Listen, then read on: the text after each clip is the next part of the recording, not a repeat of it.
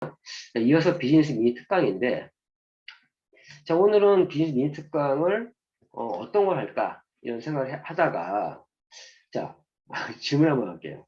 우리 파트너가 어떤 파트너가 가장 좋은 파트너일까요? 얼마나 좋은 파트너일까요? 좀 많이 질문이 애매하긴 한데 제가 말씀드리고 싶은 거는 저는 어떤 파트너가 정말 좋으냐, 저에게 사업적인 영감을 주는 파트너가 정말 좋아요. 영감을 주는. 어제 같은 경우에 이제 모 사장님이 이렇게 연락이 와가지고 그 오토시 표현을 그 5명 완성을 했다. 완성이 아니고 거의 6명 만들었다. 그분이 제가 알기로는 지난달까지 그 오토시 표현이 3명이었거든요. 근데 이런 미라클 모닝 비즈니스 열심히 들었는지 월 초에 해야 될 것 중에 하나가 사업자의 기본이 매니저를 달성, 매니저 유지하는 건데 이 매니저 유지하는 전략을 수립해서 먼저 그 기본부터 해야 된다. 그런 얘기를 들었는지 일단 그분의 전략은 오토시평 5명을 만드는 게 목표였나 봐요. 그런데 그 3명이었는데 3명을 더 추가해서 6명을 만들었다고. 그럼 매니저 자동 유지됩니다. 얘기해줬어요. 그러면서 이제 얘기했던 것 중에 하나가 그럼 매니저 유지 전략이 수립이 됐고 이게 완성이 됐다라면 그 이후에 해야 될 게 뭐예요? 제가 물어봤어요. 사장님 이번 달 목표 직급이 어떻게 됩니까? 라고 했더니 IMM이래. 그러면 사장님이 지금 하셔야 될 건 기본을 하셨으면 이제는 IMM 직급을 달성하기 위한 뼈대부터 세우십시오. 즉 매니저를 달성하거나 또 유지하는 사람이 포함되어 있는 하나, 둘, 세 개의 레벨을 먼저 만드는 거에 초점을 맞춰서 진행하시면서 살을 붙이시라고. 살은 10,000포인트 정도의 살을 붙이면 되니까. 근데 그 살을 붙이기 이전에 이 뼈대에 대한 방향도 확실히 세우고 나서 가야 됩니다. 세우면서 살을 붙여야 돼요. 지난달에 어떤 분은요, 살은 너무 많이 붙었어. 12,000점 가까이 그런 매출이 나왔는데 불구하고 IMM 어떤 직급의 뼈대를 못 세워서 IMM은 승급을 못한 분도 있어요. 그건 아니죠.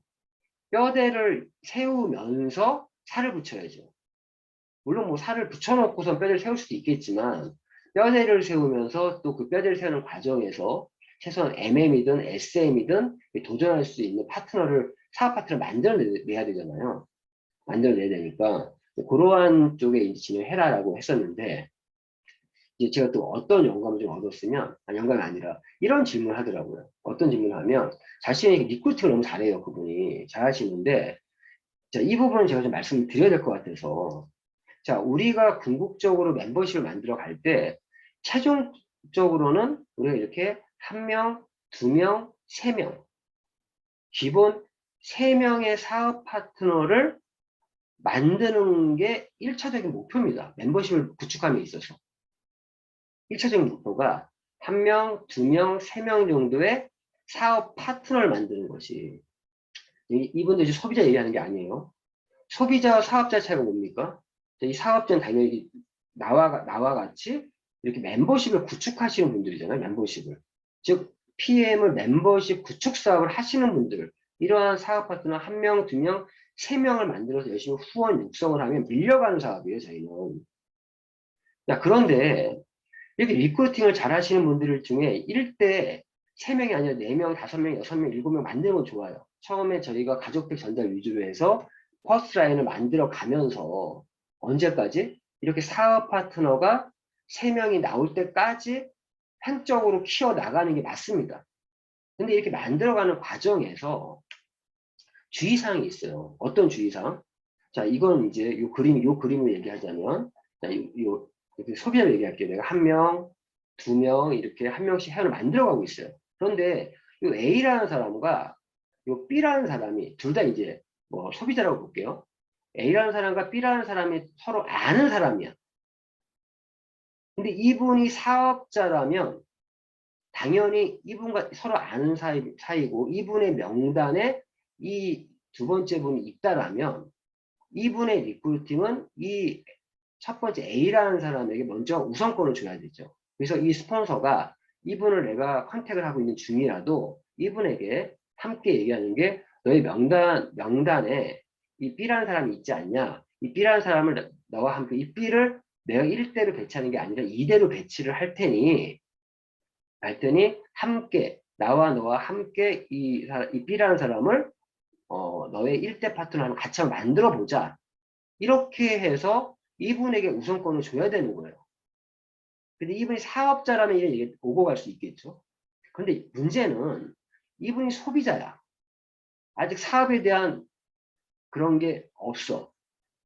그런데 이분을 내가 이런 분일지라도 내가 두 번째 리크루팅 하시는 분이 이분과 아는 사이면 이때 어떻게 하는 게 좋아요?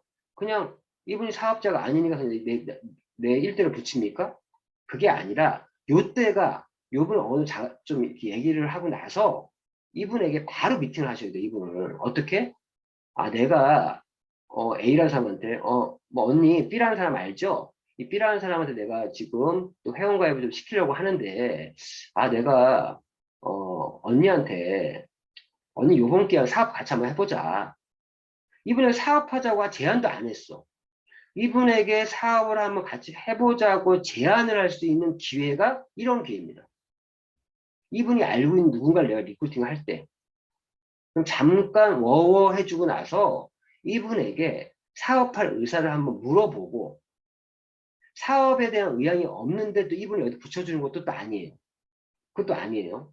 근데 그때 저라면 이분에게 사업적인 미팅을 한번 할 것 같아요. 내가 B라는 사람을 지금 회원가입을 시키려고 하는데 언니도 아는 사람이고 근데 언니가 사업을 한다라면 이분을 언니 밑으로 붙여주겠다. 이번 기회에 사업을 한번 같이 한번 해보자. 라고 하면서 사업을 전달 목적의 미팅을 꼭 하셔야 돼요. 그렇게 미팅을 했는데 이분이 사업에 대한 진짜 의사가 없다라면 그때는 이분을 자신의 일대로 가입을 시키는 게 맞습니다. 이분 밑에 붙여주는 게 아니야. 그걸 안다고 해서.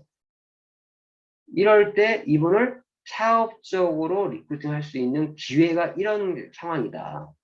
그래서 이런 부분에서 서로 아는 사람일 때는 한 박자 정도 씌워주는 게 중요합니다. 급하게 이 사람을 막 하는 게 아니고. 어떤 사람은요, 그냥 이 사람도 한 명, 두 명, 세 명 막 서로 아는 사람인데 막 가입시켜. 나중에 이분들이 사업을 할 수도 있는 거 아니에요. 나중에 없어요. 당장 이분들이 사업할 의향을 파악하셔야 돼요. 파악이 된 이후에 붙이셔야 돼요. 그리고 만약 이 사람이 사업할 의향이 있다라면 이분을 밑으로 배치해서 이분을 최소 SM 이상으로 만드는 작업을 할 수가 있잖아. 이렇게 분리해 놓으면 맨 밑에 SM을 못 만들지 않습니까? 이러한 사업 진행할 때 내가 리크루팅을 할 때 내가 1대에 있는 사람들이 서로 아는 사이일 때는 스폰서랑 상의해서 먼저 가입된 분과 먼저 빨리 사업 전달 목적의 미팅을 먼저 해야 된다.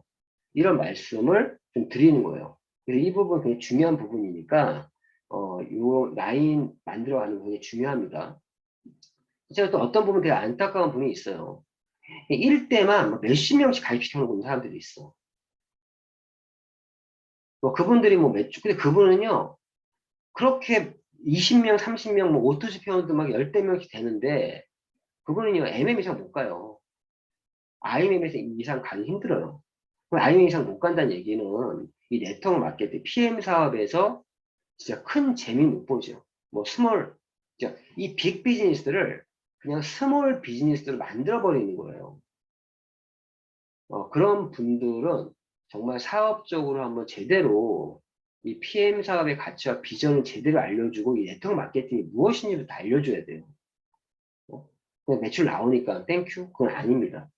이런 말씀을 비즈니스 민트가 이런 말씀을 드린 걸로 하고요.